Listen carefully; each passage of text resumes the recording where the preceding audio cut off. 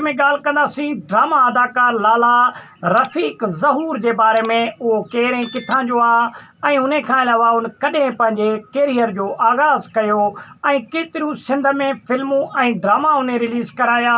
ऐं उन खां अलावा कहिड़ो ड्रामो उन जो तमामु घणो मक़बूल थियो ऐं लाला ज़हूर जेको आहे सो तमामु बहितरीनु जेको आहे सो सिंध जो अदाकार आहे ऐं ड्रामनि में तव्हां खोड़ ॾिसंदा हूंदो। असांजी तारीफ़ करण जी ज़रूरत कान्हे का,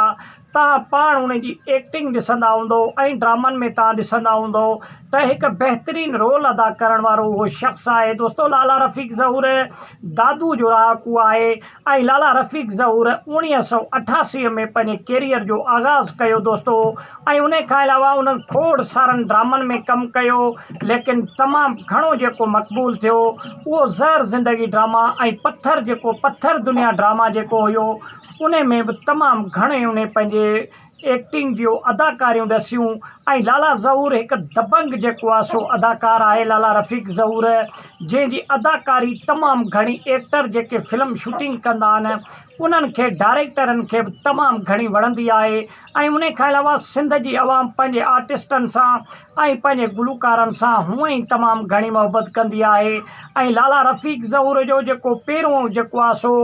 3-4 एल्बम कया टीवी में, ड्रामा सोप सीरियल जेके थिया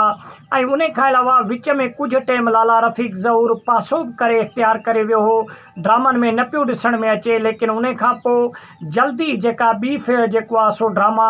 सिंध टीवीअ ते जेका रिलीज़ थी पत्थर दुनिया,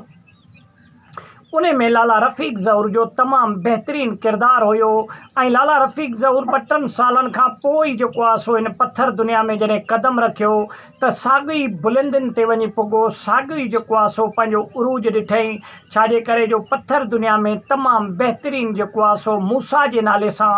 कैरेक्टर हुयो लाला रफ़ीक ज़हूर जो, जेको मूसा जे नाले सां तमामु घणो मक़बूल थियो ऐं ड्रामे खे 4 चंड हणी छॾी। दोस्तो सिंध जा आर्टिस्ट ऐं सिंध जे गुलकारनि जे बारे में असां पंहिंजे चैनल ते वीडियोज़ आणींदा रहंदा आहियूं। वीडियो खे तव्हां सुठो लॻे लाइक ऐं शेयर कयो, चैनल खे सब्सक्राइब कयो, सुठो कमेंट ॾेई पंहिंजे राय जो इज़हार लाज़मी ॾींदा। वॾी महिरबानी।